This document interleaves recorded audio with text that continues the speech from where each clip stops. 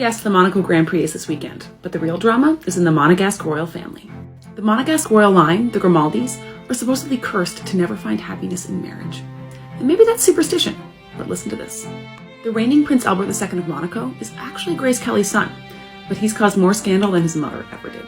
Albert's got tons of illicit affairs and illegitimate children, but the real controversy is in his own marriage. In 2011, he married former Olympic swimmer Charlene Wittstock. It was an absolute disaster. Right before the wedding, a woman claimed there was another illegitimate child in the works. Appalled, Charlene made multiple attempts to flee Monaco, but the palace coaxed her back every time. The wedding went on as planned, but as the world watched, Charlene sobbed through the entire ceremony. And they didn't look like happy tears. Albert kept having to whisper, "Don't cry, don't cry." They spent their wedding night in separate hotel rooms. Of course, they are still married today, but Charlene recently got a big screw you haircut and disappeared from Monaco for a year. The Monegasque royal family is so messed up, I just had to make a part 2. And I'm actually going to struggle to make all of this sound real. Believe me, it is real.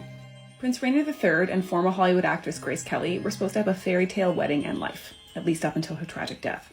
But even before that, this was not the case. First off, Rainier was no Prince Charming. His parents had a messy marriage, with his father hiding his homosexuality and his mother carrying on multiple affairs, including with a jewel thief. He was not well adjusted. Besides that, his first true love was French actress Giselle Pascal, who he only left after there were rumors she was infertile and a test proved she was. But get this, she wasn't infertile. The test results were a mistake, and the rumors came from Rainier's own sister, who wanted him to never marry so her children could inherit. No, really. Meanwhile, Kelly had a reputation around Hollywood for sleeping with older married men, and she didn't actually like Rainier much at first.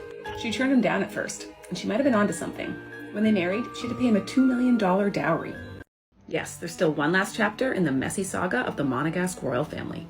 Princess Stephanie was the youngest child of Grace Kelly and Prince Rainier. And as the wild child of the family, she brought out the worst in Kelly. Kelly spanked her constantly, even once saying, "I should have been beating her like a gong long ago." But when she was 17, unimaginable tragedy struck. Most people know that in 1982, after suffering a stroke while driving, Grace Kelly drove her car off a cliff and perished. Fewer people remember that Princess Stephanie was in the car with Kelly and barely survived her own injuries. And that's not all.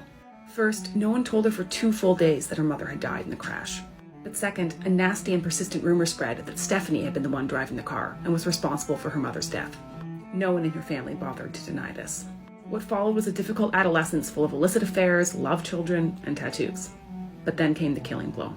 When her father, Prince Rainier, died, he all but left his problem child out of the will. But he did leave her one insult.